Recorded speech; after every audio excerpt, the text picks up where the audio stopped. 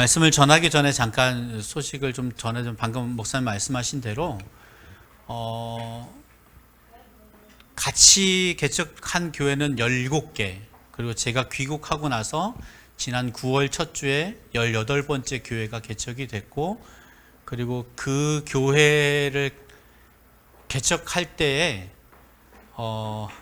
참 재밌어. 두 교회 담임하고 있는 자매인데 자기가 양육한 제자들에게 두 교회 담임을 맡기고 본인이 두 교회 파송을 받아서 북한 근처로 갔습니다. 그래서 9월 달에 개척을 했고요. 조금 아까 예배 전에 이제 우리 사모님하고 잠깐 나눴는데, 사모님인가 목사님인가 그것도 생각이 안 나네. 네. 내년 3월에 19번째 교회가 개척이 되고요. 또 내년 9월이면 20번째 교회가 개척이 될 예정에 있습니다. 근데 지금 중국 땅에 좀 안 좋은 소식들이 계속 들려와요. 여기저기서 데모를 하고 있고, 지난 2일에는 장쩌민 전 주석이 서거하셨는데, 어떤 내용이 인터넷에 올라왔냐면 당신이 아니어서 안타깝다. 이 사람들이 죽었으면 하는 사람은 현재 사람인 거죠. 어쨌든 그런 일이 벌어지고 있고, 대도시마다 지금 장갑차와 탱크가 지나다니고 있고, 그리고 여기저기서 코로나가 이전에 없었던 통제로 인해서 없었던, 뭐 백신으로 인해서 없었던지는 모르겠지만 지금 도시 봉쇄를 지금 하고 있는 상황입니다. 그 와중에 우리 가정교회들은 이잡듯 뒤져서 문을 닫고 있어요. 믿기지 않겠지만 현실이고요. 그리고 특히 이제 저와 같은 선교사들을 만난 우리 지체들은 어려움을 더 많이 겪습니다. 제 손으로 안수해서 파송한 형제들을 셋이나 제가 장례를 치르고 왔고, 그로 인해서 굉장히 마음이 힘들었고요. 반쪽짜리 선교사 만나지만 않았어도 하는 마음이 너무 커서 좀 안타깝지만, 주께서 먼저 데리고 가신 데는 이유가 있을 테고, 또 그러면 지도자가 없어졌으니까 교회가 그러면 무너졌냐? 여러분, 놀랍게 믿는 자의 수는 더해지고 교회는 더 왕성해져 가고, 그리고 심지어 그 교회에서 파송을 해서 새로운 교회를 개척을 하는 일이 지금 벌어지고 있습니다. 어떻게 보면 선생님보다 더 훌륭한 제자들인 거죠. 남무아래 교회는 저는 이렇게 되기를 꿈꿔요. 이곳에서 보라로 양육을 받고 말씀 묵상으로 훈련되어지고, 더 많은 곳에 이 정도 규모의 가정교회 아닌 가정교회를 더 많이 세워갔으면 좋겠어요. 저는 예배 장소가 있고 화려한 시설이 있고 뭐 별로 부럽진 않아요. 하지만 우리 목사님하고 오랫동안 이렇게 지속하면서 교제하면서 알게 된 거 하나, 건강한 교회를 꿈꾸는 목회자가 세우고자 하는 교회가 어떤 교회인지는 제가 너무 잘 알고 있기 때문에 더 많은 사람들이 양육되어졌으면 좋겠다라는 생각을 가지고 있습니다. 그렇게 기도해 왔고, 아마 제 기도를 더 잘 들으실 것 같은 예감은 있어요. 그러니까 숫자에 연연하지 않는 교회, 사람 수에, 재정에, 물론 당장은 어렵고 힘들겠지만, 눈에 보이지 않으니까 어렵지만, 오늘 아침에 어느 목사님, 그 예배 공동체 목사님이 글을 올렸는데, 우리가 인터넷으로 예배할 수 없는 때도 곧 올지도 모르겠습니다 라고 올렸더라고요. 올해 3월 1일자 종교법 개정이 됐어요. 중국에서 개정이 돼서 추가된 내용이 뭐냐면, 인터넷에서 당국의 허락을 받지 않은 종교적 행위, 게시, 광고, 집회 그만다. 예, 이렇게 되어 있습니다. 그러면 이게 무슨 뜻이에요? 코로나 시국에 그래도 인터넷으로라도 예배할 수 있었는데 이제 그것조차도 못하게 하겠다 이렇게 된 거죠. 진변자매 우리 선교사님 고향 땅이 지금 그 시국이에요. 거기 가겠다고? 얼마나 견딜 수 있을지 모르겠지만 오늘 함께 나누고자 하는 내용은요, 우리가 보라의 몇 과죠 이거? 네, 5과예요. 어떻게 보면 보라에서 제1과 다음에 가장 핵심적인 내용이라고 저는 생각을 해요. 다 핵심적이지만 그리고 그것을 조금 더 우리 지체들에게 혹은 보라 양육을 받는 분들에게 조금 더 쉽게 설명할 수 있는 방법을 어떻게 좀 같이 공유해 보고 싶어서 이 본문을 정했어요. 아, 이거 아는 말씀이야 이럴 거예요. 요한복음은 제가 굉장히 좋아하는데요. 요한복음 굉장히 좋아하는데 요한 신학 자체를 좋아하고요. 요한복음을 읽으실 때 대비해서 읽으면 재밌어요. 비교해서 읽으면. 예를 들면 요한복음 1장에 가면 로고스가 나오죠. 태초에 말씀이 계시니라. 이게 그 로고스라고 하는 용어가 철학적인 용어예요. 굉장히 철학적인 용어입니다. 세상의 온갖 지혜를 다 담은 용어예요. 근데 요한 사도는 그 용어를 가지고 와서 하나님을 설명하는데 예수 그리스도가 이 땅에 오시는 것을 설명하는 것으로 그 용어를 가지고 왔습니다. 그래서 세상의 지혜와 하나님의 지혜가 대비되고요. 요한복음 2장에 가면요, 혼인잔치가 있죠. 그래서 세상의 잔치와 하늘 잔치가 대비가 되고요. 오늘 3장에 가면 땅의 선생과 하늘의 선생이 대비가 됩니다. 이렇게 보신 적은 없죠. 예. 이렇게 읽으면 재밌어요. 그리고 4장에 가면 수가성 여인과의 대화를 통해서 진짜 예배와 사람의 예배가 대비가 되죠. 예. 뭐 나중에 저 뒤에 가면 사꾼 목자와 참 목자가 나오고요. 선한 목자가 나오고요. 안 읽은 것인 것처럼 그런 표정으로 저를 보시면 곤란해요. 예. 이런 대비가 요한신학의 요한복음에 특히 많이 나옵니다. 그 중에 이제 오늘은 땅의 선생과 하늘의 선생, 사람의 선생과 하늘의 선생님이 주시는 것이 어떻게 다른지 얘기를 좀, 은혜를 좀 나누려고 합니다.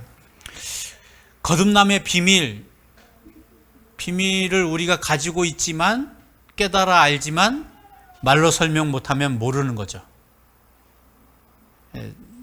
제가 늘 올 때마다 하는 얘기, 내가 믿는 것을 말로 설명 못하면 모르는 거다.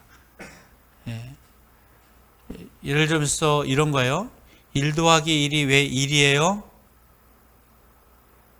여러분, 이걸 설명하기 위해서 논문이 80페이지가 써진 거 알고 계세요? 0이 0인 이유가 논문이 써졌는데 800페이지가 써졌어요. 그거 쓴 사람은 0이 0인 이유를 설명할 수 있겠죠. 근데 우리는 그분 덕분에 0을 그냥 아주 자연스럽게 쓰잖아요. 잘 모르지만. 오늘 우리가 나눌 말씀이 그거예요. 바람이 불어요? 어디서 시작했어요? 몰라요. 바람이 분 걸 어떻게 알아요? 시원해서 알아요. 뭔가 흔들려서 알아요. 바람이 있으니까. 우리가 거듭난 것이 이와 같대요. 제 말이 아니에요. 우리 주님께서 방금 우리 수화를 통해서 읽은 말씀이에요. 거듭난 사람은 이와 같다 그래요. 그러니까 대전이 본부가 있나요? 구원파? 네. 구원파를 만나면 거듭나셨어요? 언제요? 몇 년, 몇 월, 며칠, 흥미로운 질문이네요. 지금 이런 거. 예, 시리도 잘 몰라요. 흥미로운 질문이래요. 언제, 몇 월, 며칠, 몇 시에 거듭났냐고 물어봐요. 이 본문을 딱 들이대면 어떻게 될까요? 모른대잖아. 그렇죠? 주님께서 분명히 말씀하셨잖아요. 때와 시를 몰라요. 그런데 우리가 어떻게 알아요? 현상을 보고 알아요. 바람이 분 것과 똑같아요. 우리의 존재 자체가 바뀐 것. 이건 3가인가요? 4가인가요? 우리의 삶의 방향성 자체가 바뀐 것, 완전히 새로운 사람이 된 것. 이건 보라가 전체를 다 얘기하는 거잖아요. 그렇죠? 새로운 피조물이 된 것. 이 얘기를 하고 있는데 유대인의 한 선생님이신 이 니고데모가 몰라요. 거듭났다 그러니까 이거 한자로 쓰면 참 좋은데. 그죠? 한자로 쓰면 이게 거듭 중자를 쓰니까 중생했다라는 표현이니까 거듭 중자에 날생자를 쓰거든요. 다시 태어났다, 반복해서 태어났다 이런 말이에요. 그러니까 땅의 선생은 뭘 생각해요? 엄마 뱃속에 내가 이렇게 나이 많아 늙었는데 엄마 뱃속에 다시 들어갔다 나오란 말이에요. 이런 뜻으로 받아들인 거죠. 이게 거듭났다라고 하는 말, 중생했다 하고 하는 말의 어원은요, 위로부터 태어났다 이런 뜻입니다. 무슨 뜻이라고요? 위로부터 태어났다. 본래 어원 자체가, 언어 자체가 위로부터 태어나다 이런 뜻이에요. 그럼 반대말이 또 있겠죠. 아래로 태어나는 거. 예, 요즘은 물론 이제 막 앞으로 태어나기도 해요. 예, 앞으로 이렇게 제왕절개라 그래서 배를 이렇게 가르고 앞으로 태어나기도 하는데, 본래 기본적인 출생 방법은 아래로 태어나는 거죠. 그래서 우리 흔히, 저도 진짜 그런 줄 알았는데 다리 밑에서 주워왔다 그래서, 저 어릴 때 그랬어요. 진짜 다리 밑에서 주워왔다 그래서 엄마 찾아 가겠다고 그냥 집을 몇 번 나간 적이 있어요.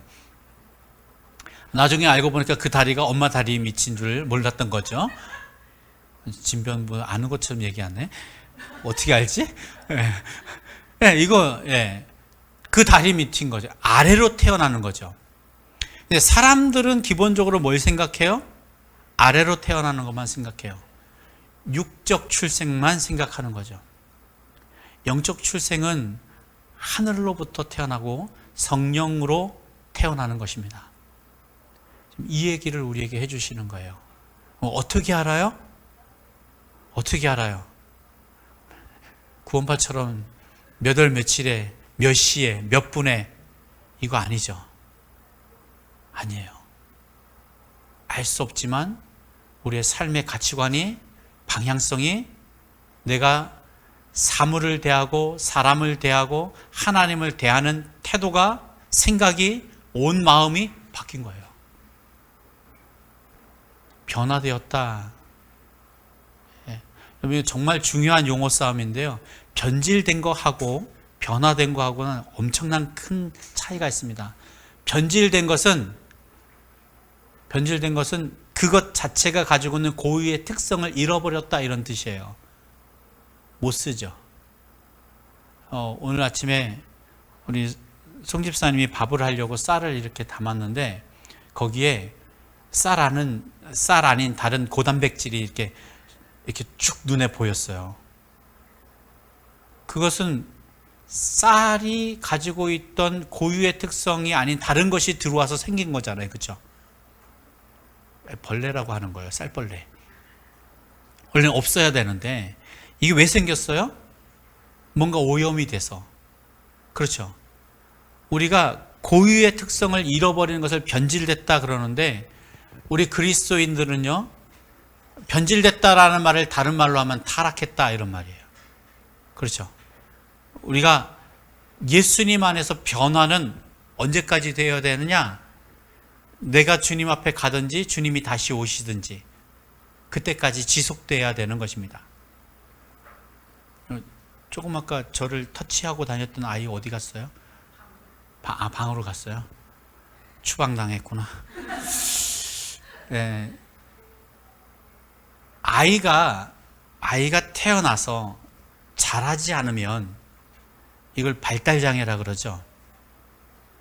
지적 발달장애가 있고 신체적 발달장애가 있고, 어떤 사람은 제가 아는 아주 친한 교수님 한 분, 라틴어를 저에게 가르쳐줬던 교수님 한 분 아들이 있는데, 그 아들은요 부분 거대증을 앓고 있어요.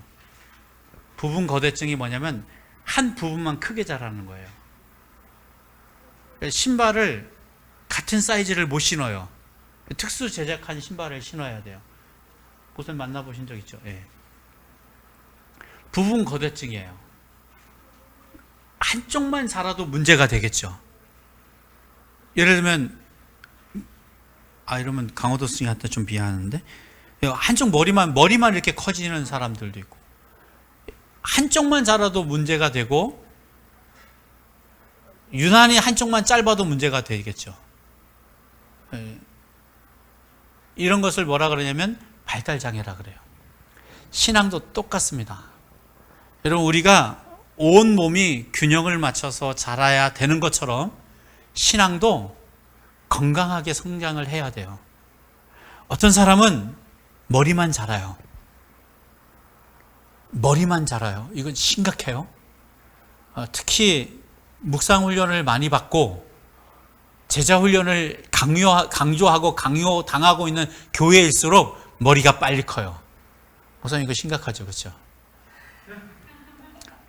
왜냐하면 이거 오랫동안 해보면 알아요. 아는 건 많은데 안 바뀌어. 이거 정말 심각한 거예요. 보통 이런 교회 가면 느낌이 어떤 줄 아세요? 해봐. 그 정도는 나도 알아. 이 정도, 이렇게 말씀을 전하는데요, 이렇게 튕겨져 와요. 이게 느껴져요. 그 정도는 뭐 우리 어려서부터 다 배운 거예요. 이런 사람 한 명 있었어요. 어떤 청년이 주님을 찾아왔는데, 어떻게 해야 영생을 얻을 수 있겠습니까? 그랬더니, 너 하나님을 사랑해라. 어려서부터 잘 지켰어요. 그럼 너 내 이웃을 네 몸처럼 사랑해. 그것도 어려서부터 지켰어요. 그래? 잘했다. 가서 너 있는 모든 걸 팔아가지고 가난한 사람들한테 주고 너 나 따라와. 어떻게 돌아갔다고요? 심히 근심하며 돌아갔다고요. 알아요. 어려서부터 몸에 배어 있어요. 머리가 많이 컸어요. 그런데 진짜 몰라요. 성경에서 예수님을 가장 잘 아는 사람이 누굴까요? 예수님을 가장 잘 아는 사람, 한 번에 알아본 사람이 있어요. 예수님을 한 번에 알아봤다니까요. 예수님을 보자마자 큰 소리로 외쳤어요. 다윗의 자손 예수요. 누구예요? 귀신 들린 사람. 예수님이 다윗의 자손으로 온 것을 그 귀신 들린 사람만 귀신처럼 알아봤어요. 그렇죠? 다른 사람들은 다 저 마리아와 요셉의 아들이야. 누구의 형제야. 갈릴리 사람이잖아. 다 이렇게 얘기했는데, 심지어 제자들은 사람들이 나를 누구라 그러냐? 엘리야래요. 선지자들 중에 한 사람이래요. 심지어 3년 동안 쫓아다녔던 예수님의 제자들도 그분이 누군지 못 알아봐요. 그런데 한 번에 알아봤다니까. 누가? 귀신 들린 사람이. 귀신처럼 알아봐요. 무슨 얘기를 하고 싶으냐? 여러분, 귀신도 지식이 있어요. 누구를 알아보는 지식? 예수님을 한눈에 알아보는 지식이 있어요. 머리만큼은 이렇게 돼요. 정죄하고 판단하고 심지어 주님을 두려워하고.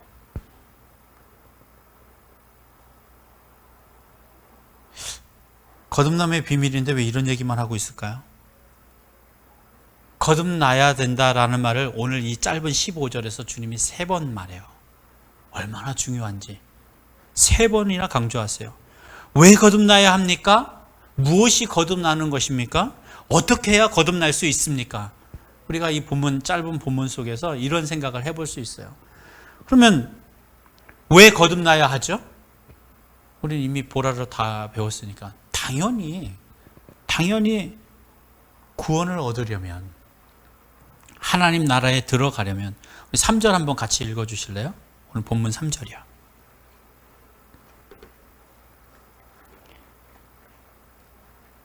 시작.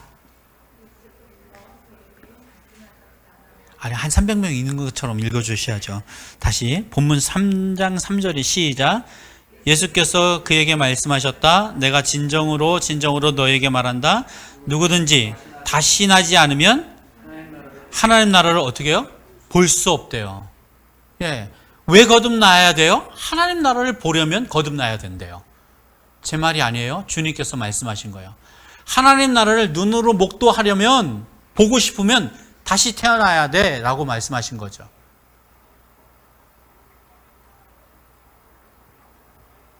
5절도 한번 같이 볼게요. 5절 시작. 예수께서 대답하셨다. 내가 진정으로 너에게 말한다. 누구든지 물과 성령으로 나지 아니하면 하나님 나라에 들어갈 수 없다. 왜 거듭나야 된대요? 하나님 나라에 들어가려면 거듭나야 된대요. 거듭나야 될 이유가 분명하죠. 첫째는 하나님 나라를 보려고, 다음은 하나님 나라에 들어가려고. 그 다음에 15절 다시 한번 읽어주세요. 15절 시작. 그것은 그를 믿는 사람마다 영생을 얻게 하려는 것이다. 예. 그러면 우리가 거듭나야 될 이유가 분명하죠. 세 가지네요. 첫째는 하나님 나라를 보려고, 그 다음은 하나님 나라에 들어가려고, 그리고 그 나라에서 영생하려고. 너무 분명하죠.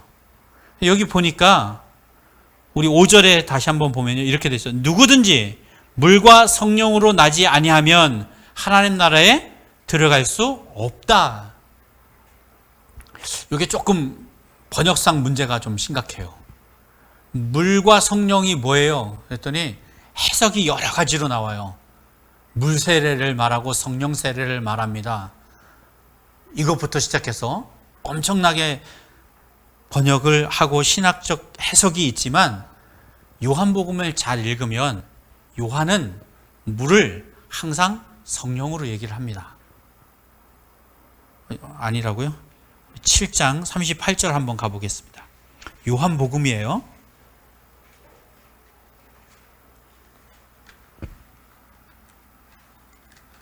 누가 찾으셨으면 큰 목소리로 시작.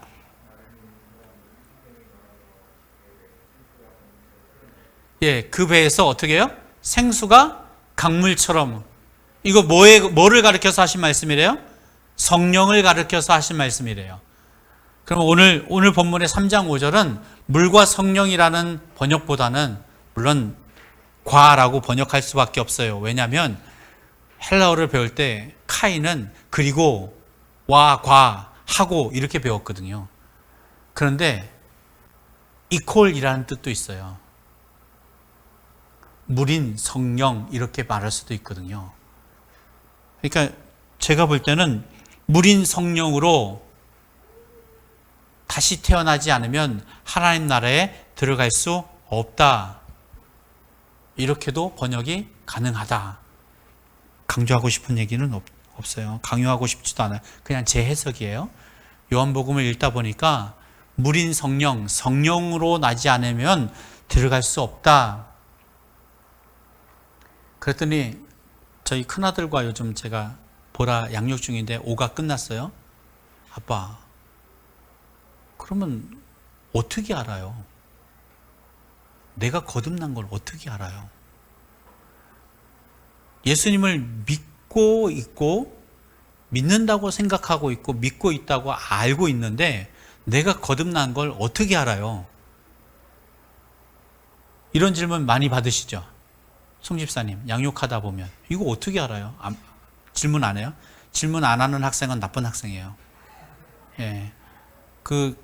무슨 병이라 그러냐면 그 착한 아이 신드롬이라고 하는 병이에요. 질문 절대 안 해요. 다 아는 것처럼 앉아 있잖아요. 그거 모르는 거예요. 예. 그래서 설명해봐 제가 늘 그러거든요. 네 말로 설명을 나한테 다시 해줘. 제가 중국에서도 똑같이 합니다. 제가 가르치면 본인이 이해한 대로 나한테 설명해봐 이래요. 제 아들이, 우리 큰애 하원이가 이걸 듣더니 어떻게 알아요? 이런 질문을 늘 해요. 늘 질문이 있어요. 결정적인 순간에 너의 판단의 기준이 어디 있는지 보면 알 수 있다. 아주 쉽게는. 뭔가를 결정할 때 네가 네 생각에 사로잡혀서 결정하는지 하나님 편에 서서 결정하는지를 보면 된다. 기준이 누구에게 있는지. 첫 번째다. 아주 나쁜 짓을 하려고 할 때 양심이 발동된다? 그러면 네 안에서 성령님께서 너를 움직여 주시는 거다. 겉으로 드러나는 증거를 찾기를 원하죠. 보통 우리는 눈에 보이는 증거. 눈에 보이는 증거도 있어. 그랬더니 뭐냐요? 기도하잖아. 하나님의 말씀을 묵상하잖아. 심지어 아주 피곤해 죽겠는데 주일날 네 발로 걸어서 교회를 가잖아. 눈에 보이는 특징도 우리에게 있어. 이런 게 거듭난 증거예요? 라고 묻더라고요. 그러면 이런 특징을 가지고 있는 사람들은 다 거듭난 거예요? 라고 물어요. 제가 뭐라고 대답했을 것 같아요? 아니야. 종교 활동하는 사람도 있어.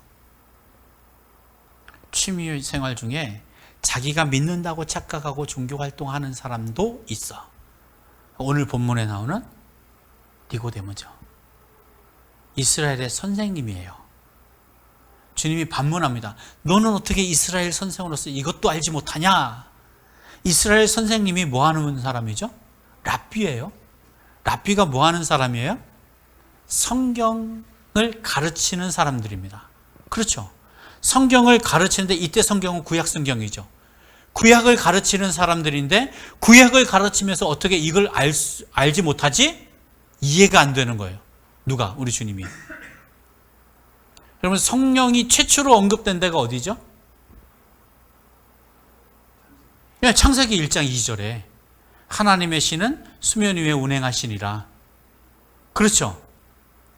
성령님께서 뭘 하세요? 창조 때 뭐 하셨어요? 수면 위에 운행하셨어요. 다시 말씀드리면 하나님 아버지가 계획하시고, 죄송해요. 바꿔서 다시 들을게요. 이거 들면 안 되는데 또 들었어요.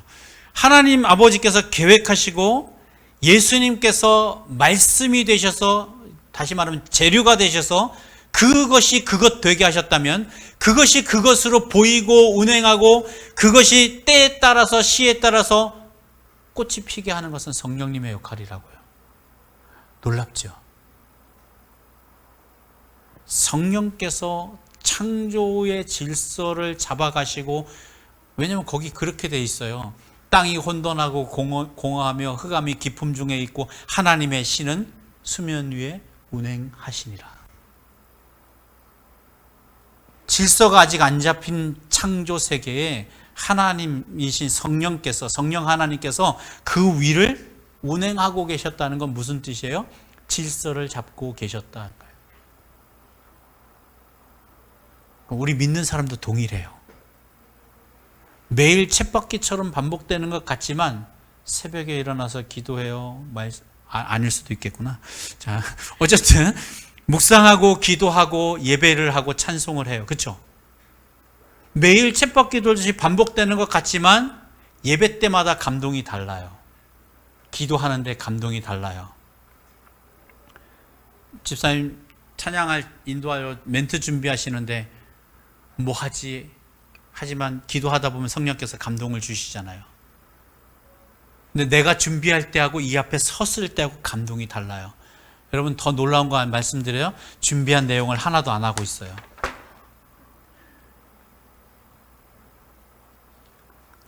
성령으로 거듭났다라고 하는 것은 이와 같은 거예요. 뭔가 반복되고 계속되고 다람쥐 쳇바퀴 도는 것 같지만 때마다 달라요. 여러분, 어제 읽은 본문이 오늘 읽은 본문 누구나 다 알잖아요. 3장 16절 가면 이 말씀 여기 있네. 다 아는 말씀인데 읽을 때마다 감동이 달라요. 하나님이 세상을 이처럼 사랑하사 읽을 때마다 감동이 달라요. 거듭났다라고 하는 것, 왜 거듭나야 하냐고 누가 물어보거든. 하나님 나라를 네 눈으로 봐야지. 네가 그 나라에 들어가야지. 그래 영생을 얻을 수 있지. 그렇기 때문에 거듭나야 된다. 그럼 어떻게 거듭나야 되는데? 뭐가 거듭나는 건데? 물어볼 거 아니에요. 물어볼 거. 여러분, 죽은 사람을 데려다가 살려주세요 라고 의사에게 맡겼어요. 죽은 사람을 데려다가 살려주세요. 죄송해요. 제가 중국 공안한테 한 얘기예요. 살려내라. 못 살려요.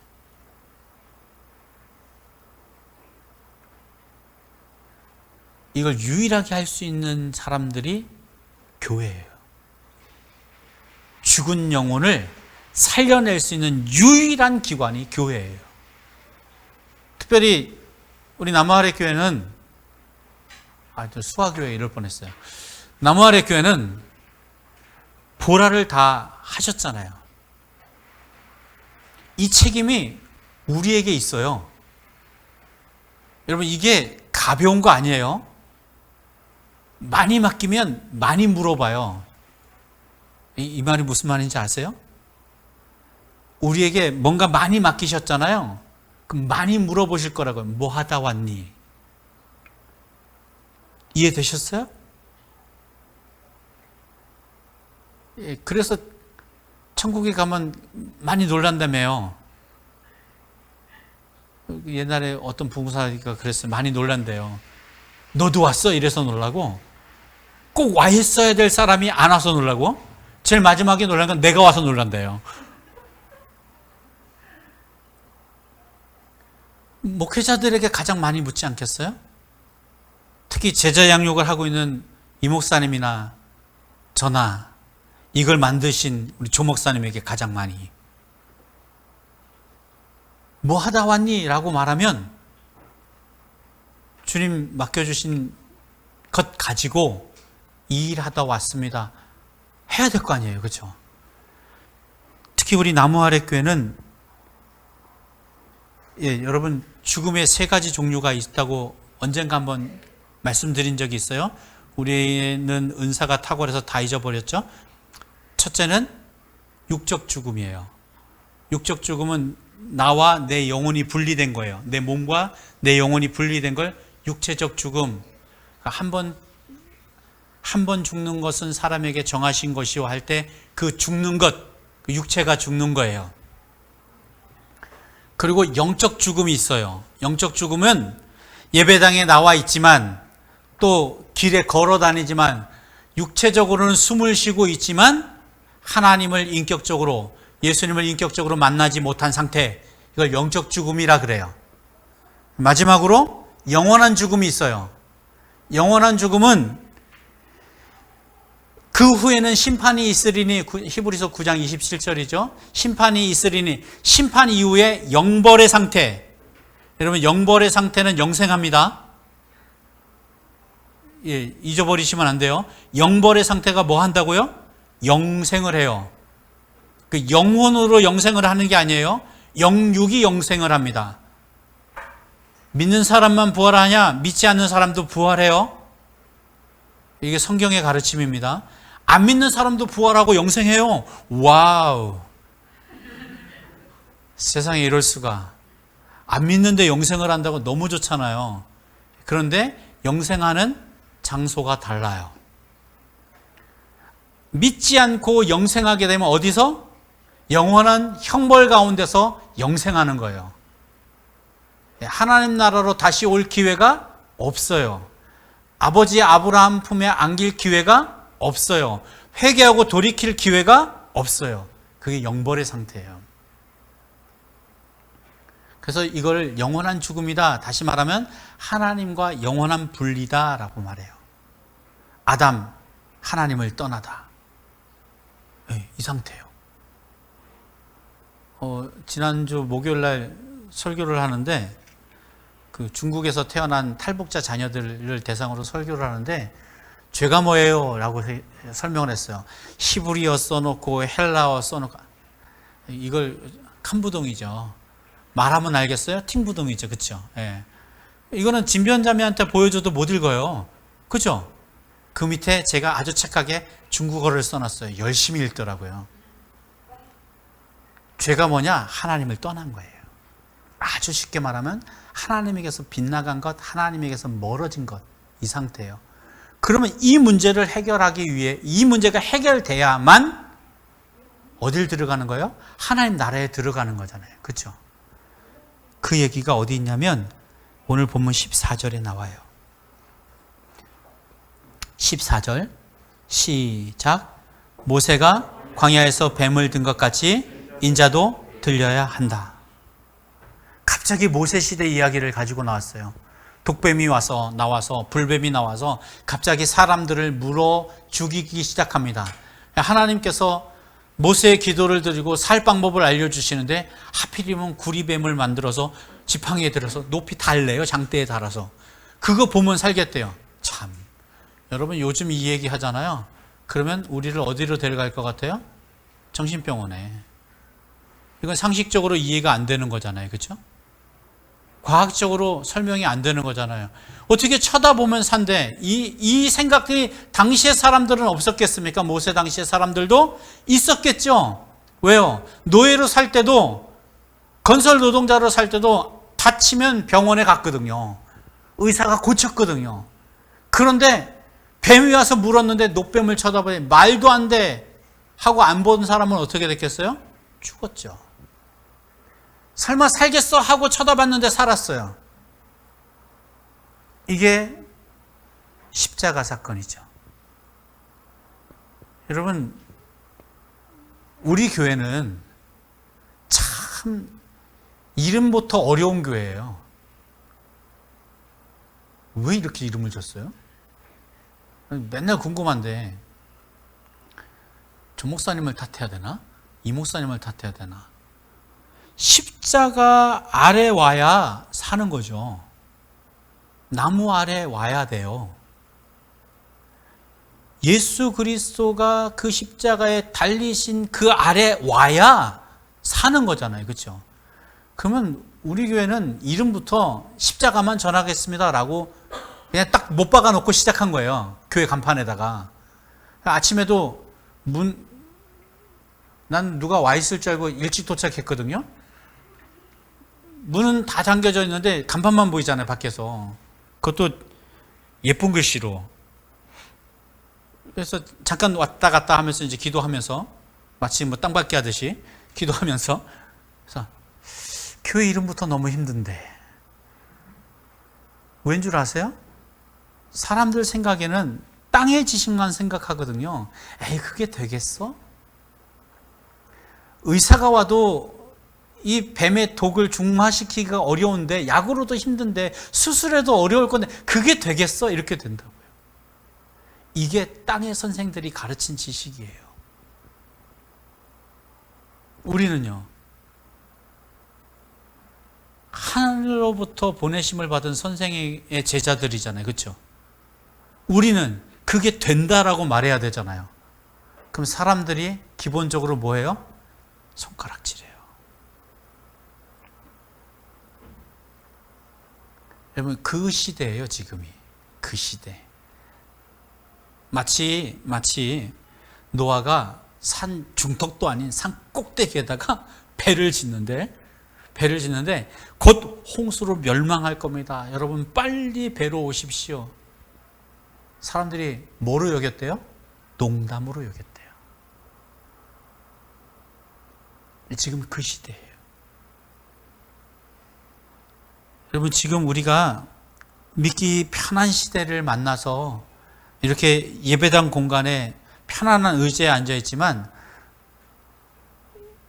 여기 가운데 이 목사님 나이가 어리지 않네. 저희가 어릴 때, 여러분 어릴 때 생각해 보세요. 예배당이 마룻바닥이었어요. 학교처럼 마룻바닥에.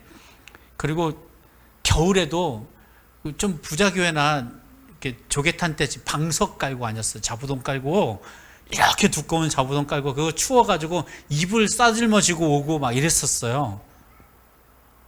언제부터 교회에 히터와 선풍기도 아닌 에어컨이 들어왔겠어요. 그렇죠? 정전이라도 한번 돼보세요. 촛불 켜놓고 예배한 지가 하루 이틀이 아니에요. 교회는 항상 왜 그렇게 전기가 딸렸는지 모르겠는데, 제가 다닌 교회는 그랬어요. 항상 전기가 나갔어. 이런 마이크 시설이 어디 있습니까?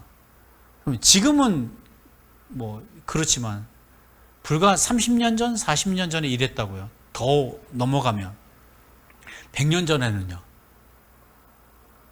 호롱불 켜고 난포불 켜고 예배했겠죠. 그 전에는요. 예수 믿는다고 잡아갔어요. 지금 중국만 그런 거 아니에요. 한국도 그랬어요. 네. 이 땅도 순교의 피가 뿌려졌고요. 이 땅에서도 예수님 믿는다고 얼마나 조롱을 하고 심지어 목숨을 빼앗아 갔는지 몰라요. 천주교는 여기저기 가면 순교지가 있죠. 그렇죠? 여기도 있어요. 여기 대전에도 있잖아요. 그렇죠? 천주교 순교지가 있습니다. 있어요. 가는 곳마다 있습니다. 6.25 때도 그랬죠? 그 박해를 피해서 내려온 사람들이 하필이면 우리 동네에다 교회 개척해가지고 제가 이렇게 된 거잖아요. 제가 왜 북한 선교사 됐다 그랬어요? 이북에서 내려온 사람들이 개척한 교회에 하필이면 나가가지고 어느 날 수련회 때 벌떡 일어났다가 이렇게 됐다고요. 중생을 한다, 거듭난다, 다시 태어난다. 이유가 분명하다고요. 왜? 하나님 나라를 보려고, 하나님 나라에 들어가려고, 영생하려고. 바꿔 말하면 구원을 얻으려고. 어떻게 할 수 있냐? 우리 삶의 방향성이 바뀌었다. 우리 존재 자체가 바뀐 것을 깨달아 안다. 뭔가 결정할 때 우리가 하나님 편에 서 있다. 이것이 증거입니다.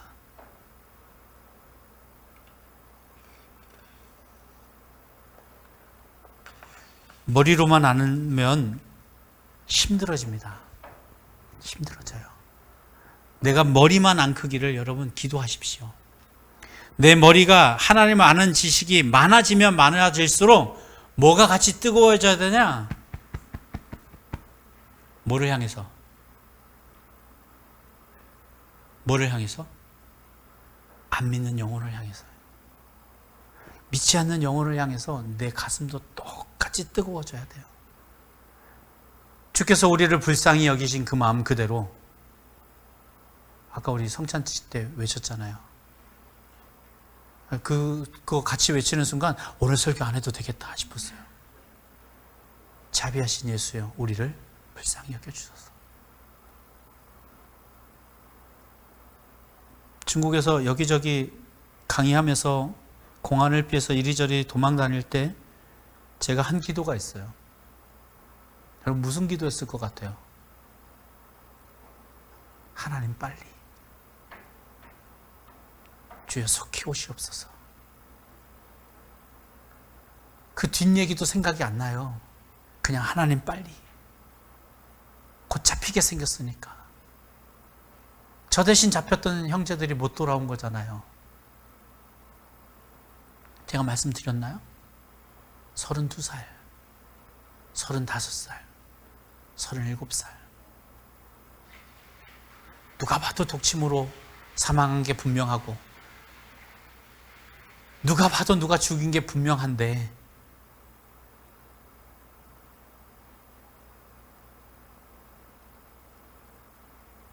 교통사고래요, 원인이. 심장마비래요. 마지막엔 갔더니 원인을 알 수 없대요. 보면 누가 죽인 게 분명해요. 봐도 알겠어요. 독침 맞은 형제는 우리 이 목사님 입은 옷 색깔, 피부가. 근데 교통사고래요. 믿을 수 있겠어요? 차 좀 보여주세요 하고 차를 봤어요. 운전석도 아니야. 조수석 깜빡이 등이 깨졌어요. 교통사고가 나긴 났어요. 조수석 깜빡이 등이 깨졌다고요. 엔진룸을 먹고 들어온 것도 아니고 다른 데 깨진 것도 아니고 누가 발로 차도 깜빡이 등은 깨져요. 그렇죠? 그런데 교통사고예요. 다른 형제는 갔더니 심장마비래요. 여러분 심장마비는요, 제가 잘 알거든요. 저희 아버님 마지막에 심장마비로 돌아가셔서 얼굴이 약간 보랏빛으로 바뀌긴 해요. 하지만 목에 누군가 누른 자국은 없어요. 이해되세요? 그러니까 이 형제는 누군가 목 졸라 죽인 거예요. 그런데 심장마비래요.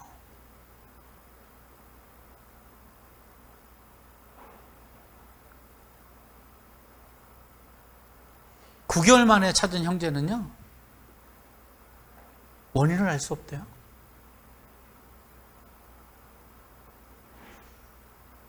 원인을 알 수 없대요. 거기에 사인을 안 하면 시신을 못 내주겠다 이래요.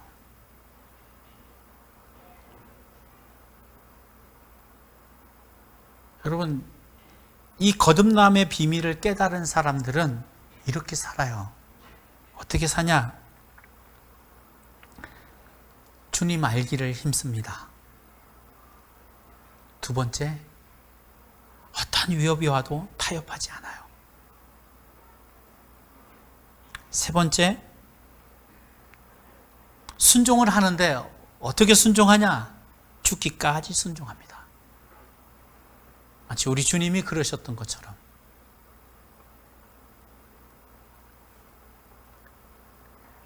하나님 나라의 진리를 가르쳐야 될 이스라엘의 선생이고 랍비인 니고데모가 모르니까 주님께서 직접 알려주시잖아요.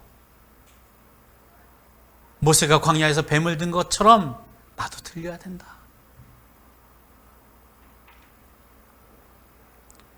사랑하는 지체 여러분, 거듭남의 비밀을 깨달은 사람은 확실히 생각이 바뀝니다. 가치관이 바뀌었으니까요.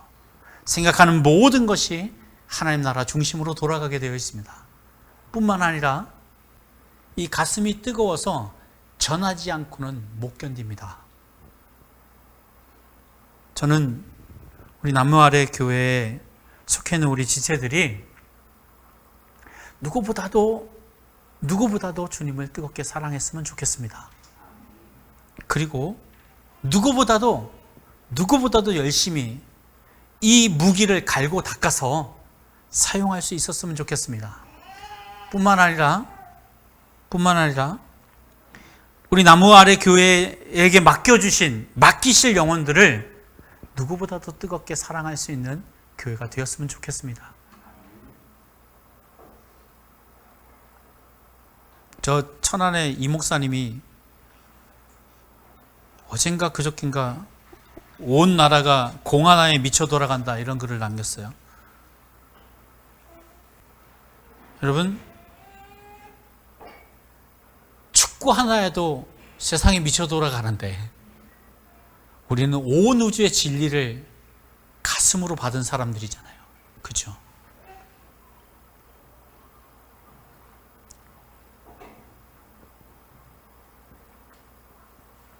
타협하지 않고 우리에게 맡기신 영혼들을 사랑하되 죽기까지 사랑했으면 좋겠습니다. 아까 우리 기도하는데 그런 기도 하더라고요. 언제예요? 언제? 빨리 끝내라 그러는 거예요. 알아요, 제가. 언제? 여기 그 외국인 유학생들 초청잔치 언제? 15일. 다다음 주. 네, 목요일. 다음 주 목요일. 사람도 보내주시고 재정도 보내주실 거예요. 아무도 아멘을 안 하시네. 다시 한번 말씀드려요. 사람도 보내주시고 재정도 보내주실 거예요. 감당하게 하실 겁니다. 여러분, 우리 주님이 돈이 없어서 일 못하는 분이 아니세요. 문제는 먹고 파티하는 걸로 끝나면 아무 의미가 없다는 거예요. 그들이 이곳에 와서 여러분 각자가 만난 주님을 이 장소에서 만날 수 있었으면 좋겠습니다. 진짜 나무 아래에서 그 십자가의 예수님을 만날 수 있었으면 좋겠습니다. 왜 거듭나야 하죠? 하나님 나라에 들어가기 위해서. 거듭난다는 말의 뜻이 뭐예요? 성령으로 말미암아 육적으로가 아니라 영적으로 태어난다는 것을 말해요. 어떻게 알 수 있어요? 어떻게 거듭날 수 있어요? 우리를 죄에서 구속하기 위해서 십자가에 달리신 예수님을 믿어야 거듭날 수 있다고 그날 이곳에 온 우리 외국인들에게 선포할 수 있었으면 좋겠습니다. 선포할 뿐만 아니라 그 선포된 말씀이 그들의 귀에 들리고 마음으로 믿고 입으로 시인할 수 있었으면 좋겠습니다. 제가 몰랐지만 오늘부터 또 가서 중보하지 않겠습니까? 그래서 부르신 것 같아요. 제가 간다 그랬어요. 오늘 일정이 취소되고 저녁으로 미뤄져서 오전에 갈 기회가 없는 거예요. 서대전역에서 약속이 있는데 오후로 미뤄진 거예요. 오후로. 그래서 목사님 교회 와서 예배하고 같이 이제 회의하러 가면 되겠다라고 했는데 올 거면 설교하라고. 본인 하기 싫은 걸 절 시킨 거예요. 농담이에요. 여러분, 거듭남의 비밀을 깨달은 저와 여러분들이 우리 교회, 나무 아래 교회를 통해서 맡기실 영혼들에게, 또 맡겨진 영혼들에게 힘써 증거할 수 있었으면 좋겠습니다. 같이 기도하겠습니다. 하나님, 우리가 하나님 나라에 들어가기 위해서 성령으로 말미암아 영적으로 다시 태어났습니다. 우리를 구속하신 그 십자가에 달리신 예수 그리스도를 믿고 믿을 뿐만 아니라 힘써 증거할 수 있도록 도와주옵소서. 다시 오실 우리 구주 예수님 이름으로 기도합니다. 아멘.